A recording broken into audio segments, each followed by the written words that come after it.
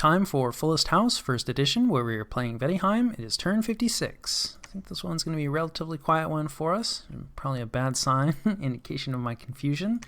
We finished research in thaumaturgy level 6, headed to 7, mostly for charm, but other useful things there. This, I believe, is Jomon claiming that throne that they just took off of Raga. Let's see, we're doing some remote site searching. We missed with the fire, bringing in some more birds, wasting air gems. We need, more patrollers. We're going to open up another blood hunting province, shifting some mages around, bringing some vine ogres in to help with our skeleton production. We cast transformation. This is actually a better result. I believe these bears are size 4, which means we can turn into a white mage. It'll be that, not the full sized, but the larger than normal size, so that's nice. We try to bind a Heliophagus, and we do get one, so that's good. They're not all taken up. Bringing more bishop fishes in, who I didn't talk about last time, but they are quite slow. They have no feet slot, so it's difficult to speed them up, and they don't move quickly. So I don't know, throne rushing with them possible, but there'll have to be a good amount of pre-positioning done. And then searching for some blood sites, unlikely to, there's not that many out there, but if you do find them, they are really important, so probably we should be doing more of this. More shifting of mages, some manual site searching, which mostly doesn't work, but this, I believe, is an earth site, which is nice, because our earth income is still quite low at this point. And so we did lose our prophet. I was wondering about that.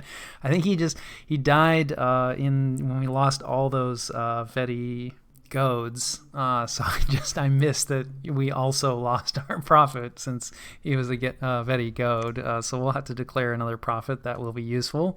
Our blood hunting, not as great this turn. We are definitely still having unrest problems, so we'll probably have to invest even more in some patrollers. And then, not too many battles as threatened. So you're right, we're fine. We've already gone after these Spine Devils once. They've spanked us a couple times, but this time I have pretty high hopes. We're going to make a bunch of skeletons. And then we have some Frozen Hearts as well. They don't have any elemental resistances. This is still a little, one of them got close there. You're doing better than I expected. Again, our skeleton production it needs work, right? Death 2s, do okay. The other thing too is I don't have them set to only producing skeletons. They do some point buffing as well, which I do think is still worth it. But it does mean that, our skeleton production can be overwhelmed. That does work out for us. No losses, so we do use a lot of mages though, but we're planning on setting up shop there, so that's okay. And then this is the AI now attacking us, although this was a force that was set up by our host. Thank you. We did not leave any province defense here, but our army should be able to deal with this. This is just mundane troops with some sacreds. No blessing either, actually, although larger is always active, and I don't recall their bless being too hefty, which makes sense. The serpent cataphracts are not the best sacreds. Right, and then I think this is the throne that's in Gath's cap circle. So they've got 2 thugs that are going to go in with kind of interesting kitting. These thugs in general, they're invulnerable 20, but they don't have, you can't actually give them any kind of armor. No helmet, no body armor. So if you're up against any kind of magic weapons, that's very scary. Otherwise, though, pretty heavy investment. This gives them quickness, got regeneration, although low amount of hit points. Vine Shield, Herald Lance should be useful because that's good against undead. Looks like they're kitted the same way. Exactly the same way. And there's a lot of undead here. But there's also a lot of heavy cavalry. Now, those have mundane weapons, so the invulnerability will matter. Let's see what kind of gems we have here. A ton of death gems. Death 8. We'll see. What are you doing? Life after death. It'll turn, the units into soulless when they die. I don't think that's going to matter all that much. That's the Herald Lance there. Those beams coming down. Lets you cast, I think, solar rays. Solar rays at pretty low fatigue levels. And these, they have a fire shield as well, so they should chew through these shades pretty quickly. That said, I don't think it's going to take, too many lucky hits before these guys are in, pretty serious trouble, right? So they just don't have that many hit points. They do have awe at least, but so I think both of them went down there. They got some kills at least. But that's quite a few gems to be losing. So yeah, I'd say this is on the painful side for Gath. But we will have to consider that if we do end up tangling with Gath, which we're talking about for a while. But right now that I've actually sat and thought about how to win the game, instead of keeping a more short-term picture, which is often a problem that I have in these, maybe attacking Gath not the best plan. So AI Pythium here is attacking Relay, who has left some province defense, and that's pretty much it. And I don't know, this one could go either way. There's a little bit of mage support here, but no gems really, and probably, I don't know if the AI keeps the same script or switches scripts. The AI is not brilliant at scripting mages, but it does look like this is going to work out. Okay, it does look like Pythium summoned in a lesser air elemental, so there were at least a few gems there. So Pythium retakes this, which is kind of a good thing, right? Because now we can diplomatically retake it, although we'll probably just bump with Relay again. So we'll have to think about what, if anything, we want to commit there. Do we want to fight Relay like right now? We have some unexpected events. Yeah, lose some province income. Some people left because the forest is getting antsy, and then we find a single water gem, but that's still a good event, so I'll take it at Misfortune 3. 2 worldwide events. Stars are right for evocations. Don't really have any evocation rituals we want to cast. And then I guess it turns out there are some consequences for summoning a bunch of, archdemons and etc. I was not aware of that, so whoops.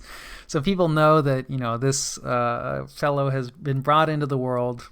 And then also some units get affected by disease. It looks like only 10, or maybe that's 10 of ours. 10 is not that many, so I'm sure people won't be thrilled, but it's also not the end of the world. But it looks like this fellow, which makes sense, like also just diseases wherever they're at. I'm assuming that's what this is about. So we're definitely going to have to find a place to park him, or, just start using him against our enemies as quickly as possible. We definitely do not want him hanging out in a capital. Probably shouldn't have summoned him in a capital. But like I said, not super familiar with blood, but yeah, do your demon summoning in some empty wasteland, not in your heartland, which in retrospect perhaps should be clear. Ouch. Also, one of our raiders gets patrolled out somewhere. I'm not sure where this is. Okay, this is where one of the raiding groups, which I expected to leave, I guess hung out and decided to patrol. So we were trying to sneak in one of our raiding groups, and this is... Okay, nice. Yeah, I did use at least a Twiceborn Mage, because I knew that this was going to be a little on the risky side, and indeed we do get caught. So we do lose some Berserkers, that hurts, but, we have the Twiceborn Mage, that's what we have him for, at least partially. And then we patrol out a scout somewhere. I think, yeah, this is on top of Pangea. And then we get someone else patrolled out. This is just a scout, though. This is in Pythium. Right, and let's take a look. We are interested. It doesn't look like it's full, not quite Patala levels of province defense. Yeah, this is a lot of province defense, but, not crazy levels. So we should be able to take this without too much difficulty. Then we also tried to scout Falegra, and it looks like either they have a lot of province defense or they're doing a lot of patrolling. Yeah, we even used a slightly stealthier than normal scout. But it was not enough. So, yeah, and this actually doesn't really look... This is some patrolling, because I don't think they get... Yeah, they definitely don't get Cyclops Smiths with water gems as part of their province defense. So, I guess they're concerned about, Marignon attacking. But yeah, we got a little bit unlucky, but that's how it goes if you have a chance to get patrolled out, even if it's not very likely. It's going to happen eventually, and it happens there. Yeah, so significant investment, actually. Wow, these Heeled Archers are really cheap, but still, that's quite a few units that are just hanging out and patrolling, so Falegra is either worried about attacks or maybe just interested in keeping their capital hidden. And then, of course, we have our patrolling, and we get our Twiceborn Mage back, and I will catch you guys after the jump. Alright, this is the situation and what we're doing about it. First things first, we are pushing our main army forward in the north against the AI here. The main thing that we're adding is we're going to have Wailing Winds in here, hopefully. We've given this lady a skull staff, and she'll also be able to join a communion. Don't actually have a ton of communion slaves here, so we've got one from the astral side of things and one from the blood side of things. So hopefully we don't burn out that communion immediately. But it's entirely possible. We could switch a few of our other mages over if we really need to. Unfortunately, we don't have a ton of blood ones or astral ones. Obviously, I've been using some of the astral ones as raiders. Yeah, so we've talked about that, and that is one of the issues with that. Is that they're not available for other communions, and then of course a lot of our blood ones are being used for blood hunting. So that spell should go off. It won't be the end of the world if it doesn't. There's a lot of stuff here, but it's just mundane troops. We also have our assassin in place, so we're assassinating, which should hold those units in place. That's, the main advantage. Otherwise, there's not really a ton of advantage. It's mostly just because we haven't really had a chance to use this assassin, and they should be able to take out, one mundane leader. Although that said, these guys are definitely tougher than I was expecting. 15 hit points, 17 defense, 18 protection, so we'll see how that goes. But there'll be province defense here, so there'll still be leadership for these forces. Getting another blood hunting province going, and then we are also building up our infrastructure here, starting a palisade, building a lab, continuing to build our palisade on top of the throne. And then the other big thing is we are going in on Patala. This is not because it's a great strategic idea, but mostly because I planned the operation and just wanted to see it in action. I definitely thought about canceling things. The other thing we could do is start sending this army over to this border, because we've talked about how probably, these thrones and fighting with the merfolk people is the way to go. Although it still definitely depends on what Utgard does. So in this sense, it's at least good because it kind of delays our decision in terms of, do we try to fight Utgard for our last thrones, or do we try to fight the merfolk people in Marignon for our last thrones? Well, I say last thrones. We still have a lot of thrones. We're not even halfway there yet. But those are kind of the two main directions we could go. I mean, we could also go into Gath and maybe attack the merfolk kind of from the other direction, so some of these same thrones, but coming at it from the other side of the map. And Gath does have one throne on offer, but we've talked about how we have to take out quite a bit of Gath in order to reach that. That said, Jomon was relatively friendly, and they're also, I don't think they're in any wars. There's a lot of buildup on the border between Gath and Jomon here. Some of this is just because Jomon just recently took this throne, but they've also been bringing a lot of their summons in over here, and they share a pretty big border, and Jomon was relatively friendly, so they might be interested in a joint war. So we'll see. You never know. We might end up fighting Gath anyway. But before that, we're going to try to knock out Patala. Foul Vapors and a lot of point buffing, and then we've got someone is casting Woven Winter. Yeah, here's one of our casts, and then probably, here's the other one of our casts, because we're going to need both sides of the river here.